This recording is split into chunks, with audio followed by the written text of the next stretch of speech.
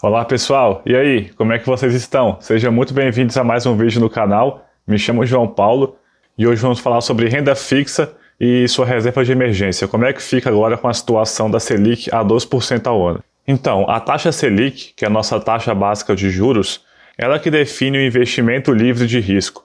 Na verdade, um investimento com risco mais baixo, né? E a gente vê que desde 2016, quando estava uns 14% ao ano, ela só veio caindo ao longo do tempo. Caindo até chegar hoje a 2%.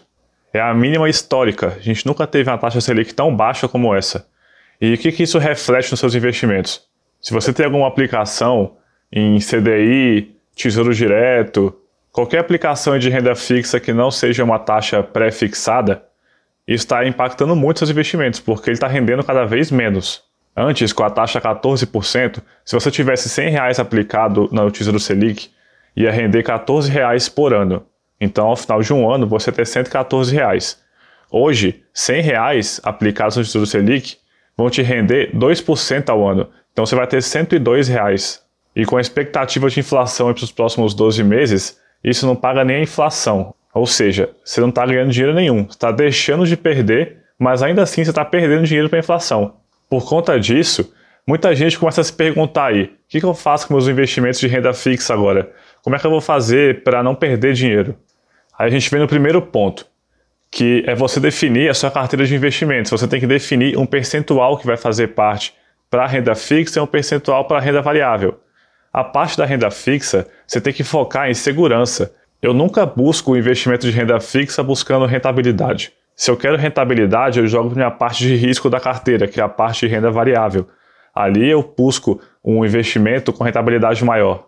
Isso quando a gente fala de investimentos para o longo prazo. Se é para o curto prazo, aí eu falo para você botar 100% renda fixa sempre, por conta da segurança. Você nunca sabe o que pode acontecer com a bolsa daqui 3, 6 meses, 1 ano. Se você precisar desse dinheiro e tiver alocado em renda variável e acontecer uma queda bem na hora que você precisar do dinheiro, você vai acabar sendo obrigado a vender na baixa e vai ter perdido dinheiro ao invés de ter conseguido render alguma coisa. Renda variável é para o longo prazo, porque no longo prazo você reduz demais o risco do seu investimento.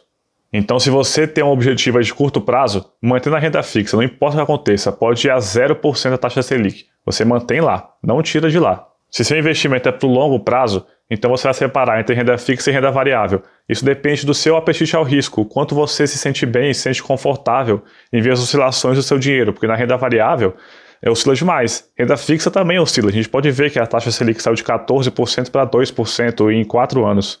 A diferença é que você não está perdendo dinheiro, a não ser que tenha alguma aplicação que você queira vender antes do prazo determinado. Você vai ver seu patrimônio subindo, vai só mudar a velocidade com que ele sobe, mas ele vai estar sempre rendendo alguma coisa. Então, se o seu perfil é um perfil bastante conservador, mantenha a renda fixa, porque o importante da renda fixa é isso, é manter a segurança do seu dinheiro, é você ter ali uma previsibilidade do resultado, diferente de renda variável, que uma empresa pode quebrar, pode ser que tenha um risco sistêmico aí que abale todas as cotações. Por isso que eu digo, não se importe com taxa de juros, não existe essa de hora da renda fixa, hora da bolsa. Defina um percentual entre renda variável e renda fixa e vá só ajustando isso com o tempo. Se em um determinado período a bolsa subir mais que a renda fixa, então naturalmente a sua carteira vai desajustar. O que você vai fazer então? Vai começar a aplicar em renda fixa, buscando equilibrar novamente. Se a partir de um momento a bolsa cair, ou seja, a renda variável ficar abaixo do seu percentual, aí você começa a aplicar em renda variável, sempre buscando equilibrar isso. Vai estar sempre se movendo e você vai sempre buscar equilibrar com novos aportes. Então defina um percentual e não se importe com taxa Selic e o rendimento da sua aplicação. Renda fixa é onde você vai buscar segurança e não vai se importar com rentabilidade. Rentabilidade você busca na renda variável. A gente chega em outro ponto, que é a reserva de emergência. Reserva de emergência, você ainda vai aprofundar ainda mais esse conceito. Reserva de emergência tem que ser segurança e liquidez máxima, porque esse é o objetivo da reserva de emergência. É você precisar do dinheiro em um momento que seja ali muito importante, que você precise daquele valor e ele esteja disponível para você sacar ele e que você não dependa de variações de mercado para não correr o risco de ter que vender algo com prejuízo. Então, o que é reserva de emergência para começar? Você vai pegar os seus gastos mensais e multiplicar ele por no mínimo 6, porque você tem que juntar o dinheiro de pelo menos 6 meses dos seus gastos básicos. Eu vou deixar aqui no card um vídeo que eu ensino você a achar quais são os gastos básicos mensais a fazer esse controle. Então você vai saber certinho qual valor você tem que juntar. Você vai juntar no mínimo 6 meses mas é recomendável que você faça até um tempo maior. Junta aí um ano e meio, depende do quanto você se sentir confortável. Junta aí o quanto você precisar, depende muito também do perfil de cada um. Tem gente que tem renda um pouco mais fixa, tem gente que tem negócio próprio, então vive um pouco mais arriscado ali, porque pode ser que o negócio possa passar por um momento ruim ou até fechar. Como tem gente que é funcionário público que tem uma segurança ali do seu emprego. Tem gente que tem filho, gente que não tem filho, então tem que levar isso tudo em consideração na hora de decidir quanto tempo você vai juntar. E qual é o intuito da reserva de emergência? Além de te proteger em momentos difíceis, ele protege os seus investimentos. Porque imagina que você precisa de um dinheiro imediatamente ali e você não tem de onde tirar. O que você vai ter que fazer? Vender ações, vender seus investimentos para pegar aquele dinheiro. E muitas vezes você pode precisar desse dinheiro em um momento que a bolsa esteja em baixa. Então você acaba vendendo no prejuízo. Às vezes você passou meses, anos juntando aquele dinheiro, as aplicações, e vai acabar vendendo tudo no prejuízo por causa disso, porque não tem uma reserva de emergência. Você pode ter certeza que muita gente fez isso agora nessa crise do coronavírus, porque muita gente perdeu o emprego. Aí o que aconteceu? Se não tinha reserva de emergência, o cara tinha que ter dinheiro para sobreviver. Ele tinha que tirar dinheiro de algum lugar para poder pagar suas contas, comer. Se ele tinha investimentos em renda variável, ele foi obrigado a vender esses investimentos. Mas qual o problema? Em março, abril, ali no ápice da crise, quando começou a quarentena e muita gente começou a perder emprego, naquele momento, a bolsa havia caído de 119 mil pontos para 67, 70 mil pontos. Então a pessoa foi obrigada a vender suas ações no pior momento possível para fazer isso. Se ele tivesse a reserva de emergência, ele usava essa reserva e mantinha as aplicações lá. E qual seria o resultado? De 70 mil, já passou de 100 mil de novo. Então ele não teria perdido toda essa recuperação da bolsa nesse tempo. Então a reserva de emergência, mais do que suas aplicações e investimentos em renda fixa, tem que prezar ainda mais segurança e liquidez imediata. Porque a segurança é para você ter o dinheiro disponível a qualquer momento que você precisar e liquidez imediata para você sacar esse dinheiro o mais rápido possível. Aí sim que você não precisa pensar nem um pouco em rentabilidade, porque reserva de emergência nem é investimento.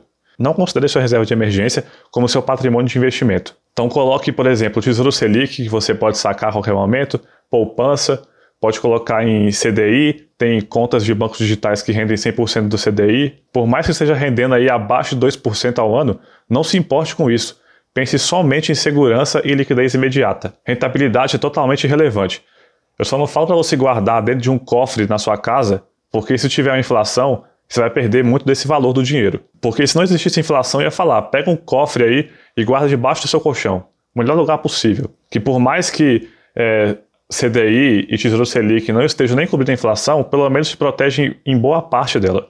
E outro ponto, não colocar em fundos imobiliários de papel.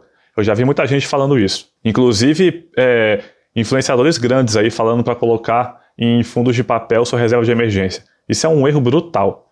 E vou mostrar para vocês o porquê. Olha o gráfico aí do KNCR, que é um dos maiores fundos de papel que temos na bolsa. Se você puxar o horizonte bem longo, você vê que a cotação sempre esteve ali estável em R$100. Variava um pouco para cima, um pouco para baixo, mas sempre voltava ali para o patamar de R$100. Aí isso levava muita gente a pensar em colocar reserva de emergência nesse fundo, porque pensava, se eu precisar do dinheiro, ele está ali, fica estável. E ao invés de ficar pagando hoje, por exemplo, 2%, 3%, 4%, 5%, como estava há um pouco tempo atrás, a Selic, ele estava pagando bem acima disso, chegava a pagar 8%, 9% ao ano. Isso é um erro, porque as pessoas estavam querendo buscar rendimento em reserva de emergência. Aí o que aconteceu? Olha aqui o que aconteceu com o fundo durante o crash do coronavírus. Ele saiu de R$100 a cota para 80.